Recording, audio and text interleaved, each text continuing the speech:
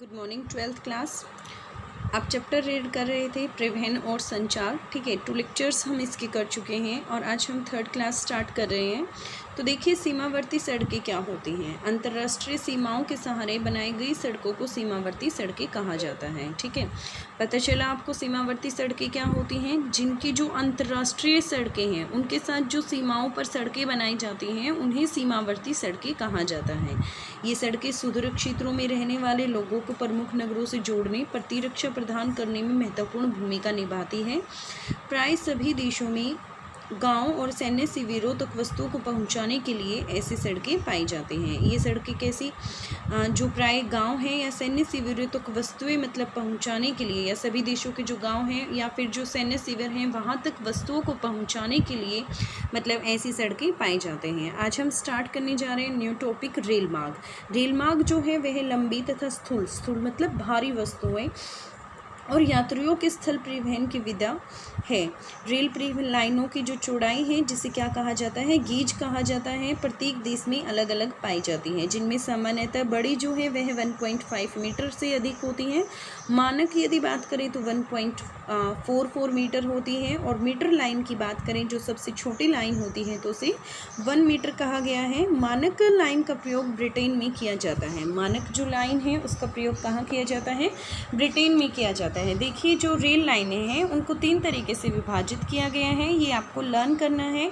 यहाँ से आपका एक क्वेश्चन बन जाता है कि जो रेल लाइनें हैं उनको अलग अलग देशों में अलग अलग जो उनकी गेज चौड़ाई पाई जाती है वह यह होती है। ठीक है, तो एक क्वेश्चन आपका आज यहाँ से ये बन गया। अब देखिए, जो मानक लाइन है वो कहाँ पाई जाती है, ब्रिटेन में पाई जाती है। दैनिक आवागमन की जो रेलें हैं ब्रिटेन, संयुक्त राज्य अमेरिका और जापान और भारत में अत्यधिक लोकप्रिय है। दैनिक आवागमन के लिए जो मतलब रेल हैं वह ब्रिटेन में, संयुक्त राज्य अमेरिका में, जापान और भारत में ज़्यादातर लोकप्रिय हैं। ये दैनिक गाड़ियाँ नगरों में प्रतिदिन लाखों यात्रियों को ले जाती हैं और ले आती हैं। इनका काम क्या है, दैनिक में मतलब दैनिक जीवन में यदि हम देखें तो यह लाखों यात्रियों को लाती हैं, वे ले जाती हैं। ठीक है, क्लियर हो गया आपको इतना। दैनिक जीवन में ऐसा ये करती हैं। ठीक है, फिर यहाँ से देखिए, विश्व में लगभग 13 लाख किलोमीटर लंबे ये रेल यातायात मार्ग है। पूरे विश्व में कितना है, 13 लाख किलोमीटर लंबा रेल मार्ग है। यूरोप विश्व का सघनतम रेल तंत्र पाया जाता है। यूरोप कंटिनेंट की बात करें तो यहाँ पर जो रेल तंत्र है वह सबसे ज़्यादा है। यहाँ रेल मार्ग का लगभग कितना, 4,40,000 किलोमीटर। देखिए टोटल कितना बताया, 13 लाख। 13 लाख में से 4,40,000 किलोमीटर कहाँ का है, यूरोप कंटिनेंट का है, जिनके अधिकांश दोहरे तथा बहुमार्गी हैं। बेल्जियम में रेल का घनत्व सर्वाधिक है, बेल्जियम में सबसे ज़्यादा है, अर्थात 6.5 वर्ग किलोमीटर क्षेत्र पर लगभग पाया जाता है। औद्योगिक प्रदेश में विश्व के कुछ सर्वाधिक गंतव्यों का प्रदर्शन करते हैं। लंदन, पेरिस, ब्रुसेल्स, मिलान, बर्लिन, वार्सा महत्वपूर्ण रेल केंद्र हैं। ठीक है, इंग्लैंड में स्थित यूरो टनल ग्रुप द्वारा प्रचलित सुरंग मार्ग लंदन को पेरिस से जोड़ती है। ये कहता है इंग्लैंड में जो यूरो टनल ग्रुप है, ठीक है, वो सुरंग द्वारा लंदन को पेरिस से जोड़ता है। महाद्वीप पारीय रेल मार्ग वायु मार्गों और सड़क मार्गों की अपेक्षाकृत लोचदार तंत्रों की तुलना में अपना महत्व खोते जा रहे हैं। यूराल की पश्चिम में अत्यंत सघन जाल से युक्त रूस में रेल मार्गों के द्वारा देश के कुल परिवहन का लगभग 90% भाग प्रबंधित है। ठीक है, कितना, 90% है। मास्को की यदि बात करें तो मास्को रेलवे का महत्वपूर्ण मुख्यालय है। महत्वपूर्ण मुख्यालय क्या है, यहाँ पर मास्को है, जहाँ देश के विस्तृत भौगोलिक क्षेत्र के विभिन्न भागों में प्रमुख लाइनें विकृत होती हैं। मास्को में भूमिगत रेल मार्ग और दैनिक आवागमन की गाड़ियाँ भी महत्वपूर्ण हैं। मास्को में भूमिगत रेल की बात करें तो वो काफ़ी महत्वपूर्ण है। उत्तरी अमेरिका की बात करें, उत्तरी अमेरिका कंटिनेंट की बात करें तो वहाँ पर सर्वाधिक विस्तृत रेल मार्ग तंत्र है जो विश्व की कुल मार्गों का लगभग 40% है। यहाँ पर भी ज़्यादा है, पूरे वर्ल्ड का मतलब देखें तो 40% यहाँ पर है। इसके विपरीत यूरोप के अनेक देशों में रेल मार्ग का प्रयोग यात्री परिवहन की अपेक्षा अधिकतर लंबी दूरी के स्थूल पदार्थों जैसे कि आवश्यक अनाज, इमारती लकड़ी, मशीनरी परिवहन हेतु अधिक किया जाता है। सर्वाधिक सघन रेल तंत्र पूर्व मध्य संयुक्त राज्य अमेरिका और उसे संलग्न कनाडा के उच्च औद्योगिक एवं नगरीय प्रदेशों में पाया जाता है। कनाडा में रेल मार्ग सार्वजनिक सेक्टर है और पूरे विरल जनसंख्या वाले क्षेत्रों में वितरित है। कनाडा क्या है, पब्लिक सेक्टर के अंदर इन्वॉल्व है और यह विरल जनसंख्या वाले क्षेत्रों में वितरित है। महाद्वीप पारीय रेल मार्गों के द्वारा गेहूं एवं कोयले के भार के अधिकांश भाग का परिवहन होता है। महाद्वीपीय पारीय रेल मार्गों की बात करें तो यहाँ से मतलब जो परिवहन किया जाता है वह ज़्यादातर कोयले का और गेहूं का किया जाता है। ऑस्ट्रेलिया में लगभग 40,000 किलोमीटर लंबा रेल मार्ग है। ऑस्ट्रेलिया में कितना है, 40,000, जिसका 25% अकेला कहाँ पर है, ऑस्ट्रेलिया का ही पार्ट है, न्यू साउथ वेल्स में पाया जाता है।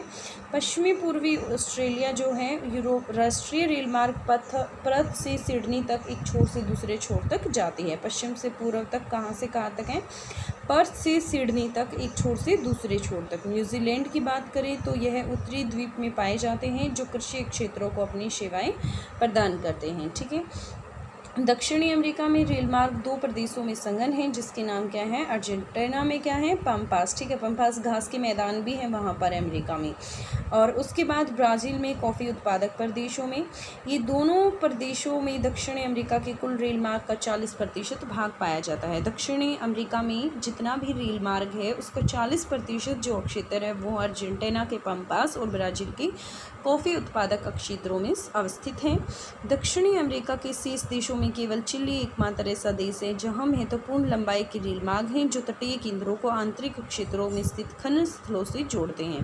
पेरू, बोलिविया, इक्वाडोर, कोलंबिया और वेनेजुएला में छोटे एकल मार्ग वाली लाइन पाई जाती हैं जो पतनों को आंतरिक क्षेत्रों के साथ अंतरिक जोड़योजकों के बिना जोड़ते हैं। यहाँ केवल एक महाद्वीपीय पारीय रेल मार्ग है। यहाँ सिर्फ एक ही मतलब पारीय रेल मार्ग है जो एंडीज पर्वतों के पार 3900 मीटर की ऊंचाई पर अवस्थित उस पल्टा दर्रे से गुजरता है। कौन से दर्रे से गुजरता है, उस पल्टा दर्रे से गुजरता है और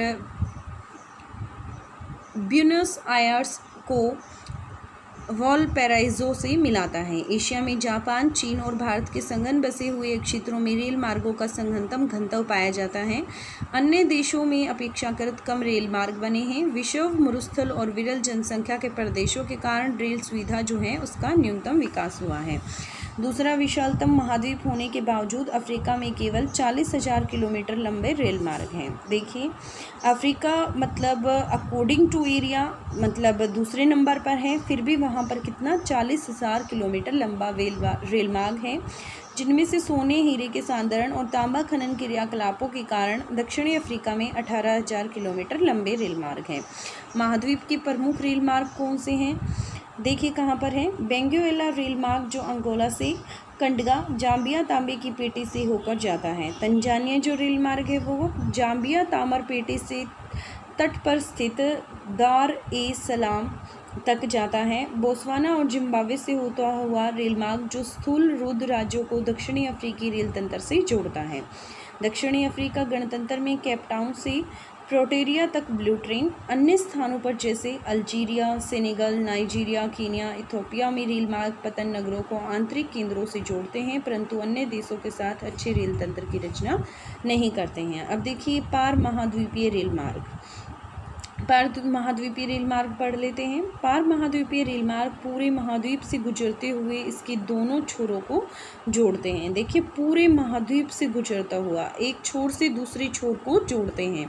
इनका निर्माण जो है आर्थिक और राजनीतिक कारणों से विभिन्न दिशाओं में लंबी यात्राओं की सुविधा प्रदान करने के लिए किया गया था। फिर उसके बाद बात करते हैं यहाँ पर पार साइबेरियन रेल मार्ग। रूस का यह प्रमुख रेल मार्ग पश्चिम में सेंट पीटर्सबर्ग से पूर्व में प्रशांत महासागर तट तक स्थित व्लादिवोस्तोक, मास्को, कजान, ट्यूमिन, नोवासिबिर्स्क, चिता और खरबारव्स्क से होता हुआ जाता है। यह एशिया का सबसे महत्वपूर्ण और विश्व का सर्वाधिक लंबा दोहरे पथ से युक्त विद्युतीकृत पार महाद्वीपीय मार्ग है। ठीक है, यदि मैं इस मार्ग की बात करूं, ठीक है, तो रशिया में यह है और यह पश्चिम में सेंट पीटर्सबर्ग से, पूर्व में प्रशांत महासागर पर स्थित जो तट है व्लादिवोस्तोक तक जाता है। ठीक है, इसके अंदर जो जो जगह इंक्लूडेड हैं वो आपको रिप्रेजेंट की गई हैं। और एशिया कंटिनेंट की बात करूं तो यह सबसे ज़्यादा लंबा है। ठीक है, एशिया में सबसे महत्वपूर्ण है और पूरे विश्व में यह सर्वाधिक लंबा है, जिसकी लंबाई कितनी है 9322 किलोमीटर है। दोहरे पथ से युक्त विद्युतीकृत पार महाद्वीपीय रेल मार्ग है। इसने अपने एशियाई प्रदेश को पश्चिमी यूरोपीय बाजारों से जोड़ा है। यह रेल मार्ग यूराल पर्वतों और येनेसी नदियों से गुजरता है। कौन कौन सी इंपॉर्टेंट रिवर्स इन्होंने दी हैं? एक तो यूराल पर्वत दिए हैं इन्होंने हमें, दूसरा ओब और येनेसी, दो नदियों से होते हुए यह गुजरता है। ठीक है, तो ये आपके लिए सबसे इम्पोर्टेंट है, यहाँ से आपका एक क्वेश्चन बन सकता है, इम्पोर्टेंट मार्क कर लीजिए आप इसे। ठीक है, इसकी लंबाई पूछी जा सकती है, सबसे जो सर्वाधिक लंबा रेल मार्ग है वो आपसे पूछा जा सकता है, कौन कौन सी जगह को क्रॉस करता है और कौन कौन सी रिवर्स को क्रॉस करते हुए यह जाता है, तो ये सब आप इसके बारे में लर्न कर सकते हैं। चीता एक महत्वपूर्ण कृषि केंद्र है और एक इरकुट्स्क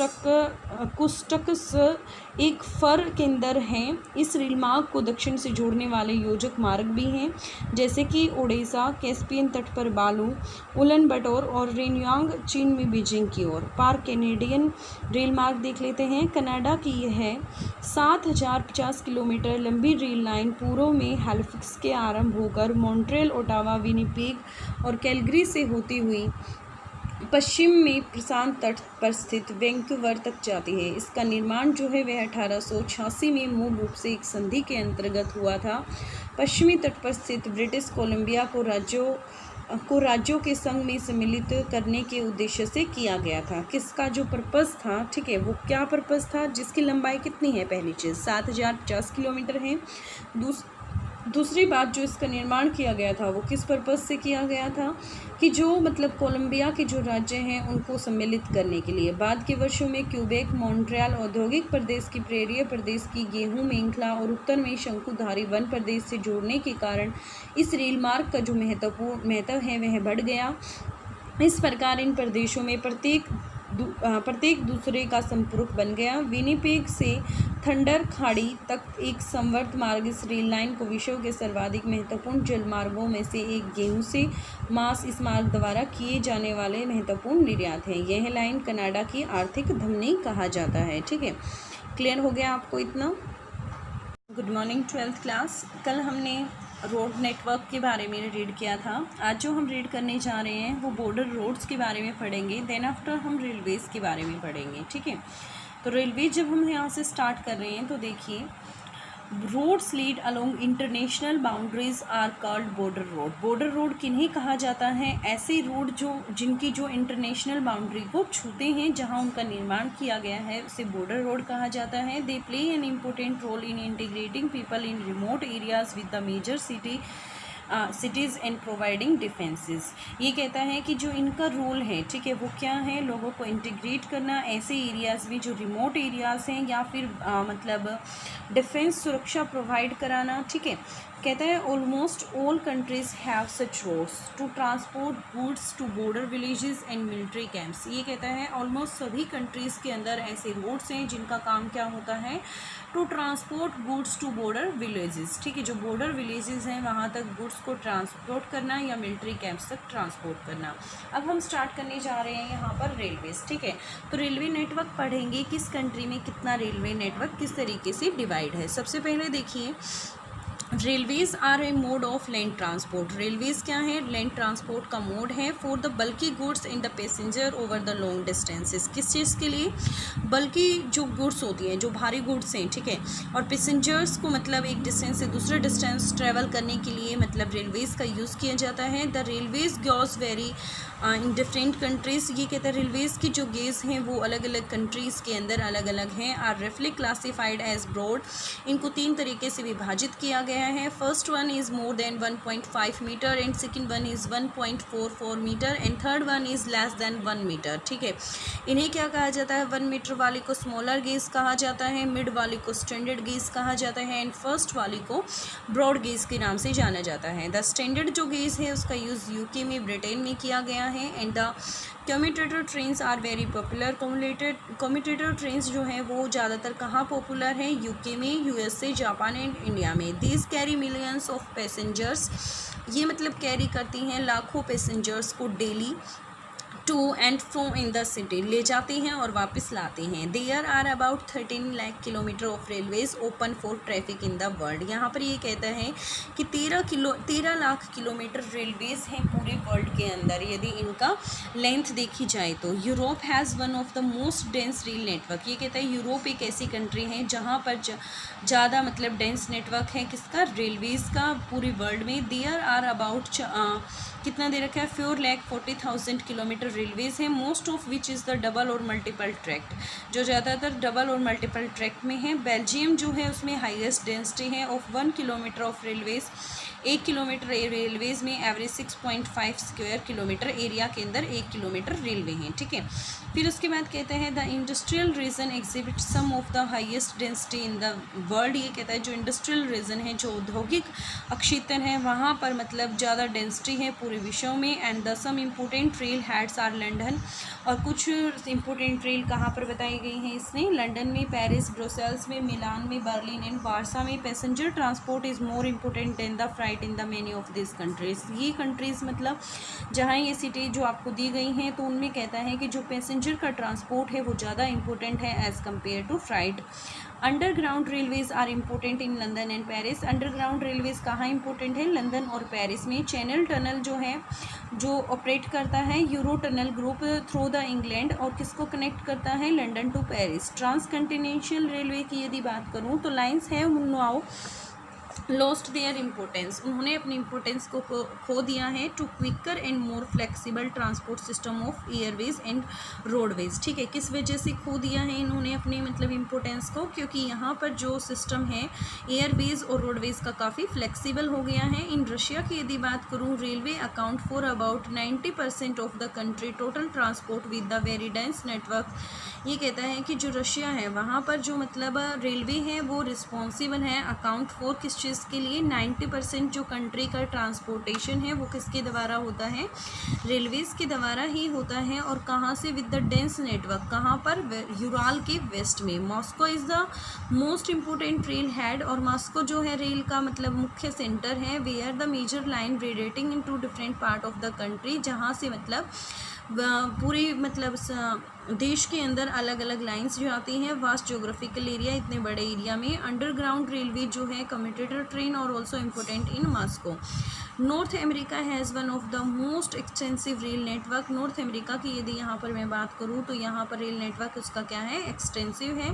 अकाउंटिंग फॉर नियरली कितना? 40% है पूरे वर्ल्ड का। इन कंट्रास्ट, इसके विपरीत यूरोपियन कंट्रीज़ जो हैं railways area used for long distances, European countries में रेलवेज़ का यूज़ किया जाता है लॉन्ग डिस्टेंसेज और बल्कि फ्लाइट्स को कैरी करने के लिए, जैसे कि ग्रेन्स हैं, ओर्स हैं, टिम्बर हैं और मशीनरी हैं। देन फॉर द पैसेंजर्स के कंपैरिजन में the most of the dense railway network is found in the highly industrialized and urbanized region of the east central USA and the adjoining Canada, ये कहता है USA और Canada की बात करें, USA की कहाँ पर? इस सेंट्रल की बात करें तो वहाँ पर जो रेल नेटवर्क है वो ज़्यादा डेंस है। कहाँ पर? जहाँ औद्योगिक गतिविधियाँ ज़्यादा हैं, ठीक है, या फिर जो जहाँ पर शहरीकरण ज़्यादा है। फिर उसके बाद बात करते हैं कनाडा कंट्री की। Canada railways are in the public sector and all distributed all over the sparsely populated area, और कहाँ पर ये ज़्यादा हैं? जहाँ पर ज़्यादा एरिया पॉपुलेशन ज़्यादा है। द ट्रांसकंटिनेंशियल रेलवेज कैरी, जो ट्रांसकंटिनेंशियल रेलवेज हैं वो कैरी करती हैं, किसको कैरी करती हैं? जो बल्कि वीट है या कोल टॉन्स को। ऑस्ट्रेलिया में 40,000 किलोमीटर रेलवेज हैं, जिसमें से 25% जो है वो नॉर्थ साउथ वेल्स में है। द वेस्ट से जो east Australian national railway line runs across the country from Perth to Sydney, कहाँ से कहाँ तक है? पर्थ से सिडनी तक New Zealand railways are mainly in the North Island to serve the farming areas. In South America की बात करती हूँ, the rail network is most dense in two regions. South America में जो रेल नेटवर्क है वो ज़्यादा डेंस है इन दो रीजन के अंदर. नेमली कौन से हैं? एक पंपास रीजन है अर्जेंटीना में, दूसरा वो रीजन जहाँ ब्राज़ील में कॉफ़ी उगाई जाती है. नियर अप्रोक्स वो 40% जो लेंथ है साउथ अमेरिका की वो इसी में इन्वॉल्व है. चिली जो है ओनली द रिमेनिंग कंट्री, यही एक ऐसा देश है जहाँ पर कंसिडरेबल जो रूट है, मतलब जो कम ही रूट है उसका जो लेंथ जो है वो कैसी है, मतलब कोस्टल जो सेंटर हैं, ठीक है, जो माइनिंग साइट्स हैं इंटीरियर, उनको वो आपस में कनेक्ट करती हैं. जहाँ से माइनिंग खनन हो रहा है और जो कोस्टल जो तटीय क्षेत्र है उनको आपस में कनेक्ट किया जाता है बाय रेल.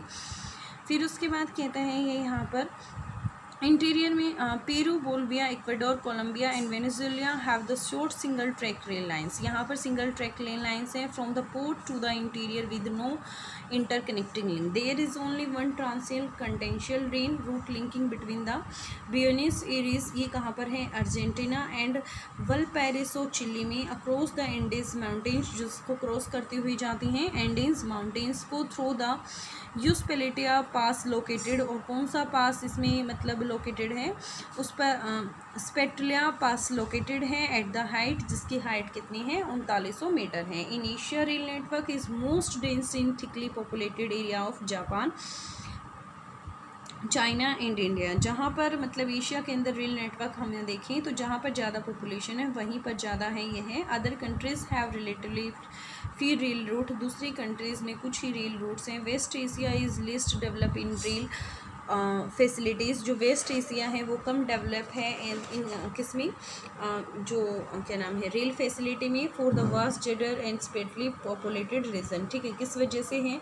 मतलब ये कह सकती हूँ कि जो मैं वेस्ट एशिया है, ठीक है, जो पश्चिमी एशिया है उसमें रेल नेटवर्क इतना ज़्यादा नहीं है. उसका सबसे बड़ा रीज़न ये है कि जो इसकी जनसंख्या है वो कहीं कहीं पर वितरित है. दूसरी बात यहाँ पर जो डेजर्ट है वो ज़्यादा है. फिर उसके बाद बात कीजिए यहाँ पर अफ्रीकन जो कंटिनेंट है इतना बड़ा है, सेकंड नंबर पे है. मतलब ये जो Africa continent according to area second number पे आता है. उसके बावजूद यहाँ पर 40,000 किलोमीटर रेलवे है साउथ अफ्रीका में, जो किस चीज़ के लिए, जिसमें से 40,000 में से मतलब 18,000 जो किलोमीटर रेल नेटवर्क यूज़ किया गया है वो वहाँ यूज़ किया गया है जहाँ कंसंट्रेशन है किसकी? गोल्ड की, डायमंड की, कॉपर माइनिंग एक्टिविटीज़ की. The important route of the continent are, जो इस कंटिनेंट की जो इम्पोर्टेंट रूट है, कौन से कंटिनेंट के? अफ्रीका कंटिनेंट के. तो वो कौन कौन से हैं? Venezuela railway through the Angola to Katanga Zambia copper belt है, और तंजानिया में railway from the Zambian copper belt to the Dar es Salaam on the coast.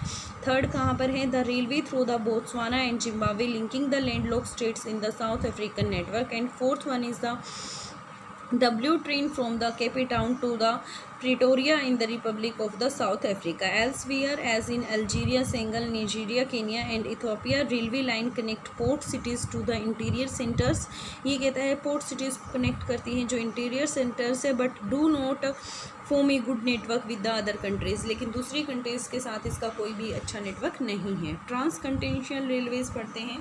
ट्रांसकंटिनेंटल railways run across the continent and link its two end. ये मतलब एक जगह से दूसरी जगह, दो एंड्स को मतलब लिंक करती हैं. They were constructed from economic and political reason. इनका जो कंस्ट्रक्शन हुआ है वह पॉलिटिकल और इकोनॉमिकल रीज़न की वजह से हुआ है. And to facilitate a long run in different direction. The following are the most important. जो नीचे दिए गए हैं वो मोस्ट इंपॉर्टेंट दिए गए हैं. फर्स्ट क्या दिया गया है यहाँ पर? ट्रांस साइबेरियन रेलवे देखते हैं. दिस इज़ ट्रांस, जो सबसे बड़ा रेल नेटवर्क की यदि मैं बात करूँ तो वो कौन सा है? ट्रांस साइबेरियन रेलवे नेटवर्क ही है. ठीक है, आपसे पेपर में ये क्वेश्चन पूछा जा सकता है. तो देखिए इस नेटवर्क में हम यहाँ पर देखेंगे कि यह कौन कौन से मतलब एरिया को कवर करता है, कौन कौन सी कंट्रीज़ को क्रॉस करता है, इसकी टोटल लेंथ कितनी है, यह है हम इसमें देखेंगे. ठीक है, तो this is a trans Siberian railway. Major rail route of Russia runs from the St. Petersburg in the west to Vladivostok in Pacific coast in the cast passing through the Moscow. देखिए अभी तक जो आपसे पूछा जाए तो trans Siberian generally पूछा जाए तो ये है रसिया में है। कहाँ से कहाँ तक है, सेंट पीटर्सबर्ग से देखें तो व्लादिवोस्तोक, तो पैसिफिक जो कोस्ट है ईस्ट में वहाँ तक है, ठीक है, जो passing through the Moscow, Moscow से पास होते हुए जाता है। फिर देखिए किस किस को पास करता है, ये उफा को करता है, नोवसिबिर्स्क को करता है, इरिक पुस्तक को, चीता को एंड खबरोवस्क को करता है। It is the most important route in Asia. ये मोस्ट इम्पोर्टेंट है एशिया के अंदर, सबसे लॉन्गेस्ट जो है ये है पूरे वर्ल्ड में है, जिसकी लेंथ कितनी है 9332 किलोमीटर है, ठीक है, ये आपको याद रखना है। फिर उसके बाद देखिए यहाँ पर डबल ट्रैक्ड है और इलेक्ट्रीफाइड है, बिजली से चलित है, in the continental railway in the world. It help in the opening up in Asian region to western European market. ये जो हेल्प करता है ये है एशियन रीजन को वेस्टर्न यूरोपियन मार्केट में ओपन करने के लिए हेल्प करता है। इट रन्स अक्रॉस इन, यह इसके अंदर से यूराल माउंटेन्स आती हैं और 2 रिवर्स भी आती हैं। एक रिवर कौन सी है यहाँ पर, यानासी रिवर है, और चीता is an important agro centre है यहाँ पर, और इरिस्टिक ए फर सेंटर है यहाँ पर। These are connecting links to the south namely to Odessa, Baku on the Caspian and तस्कान,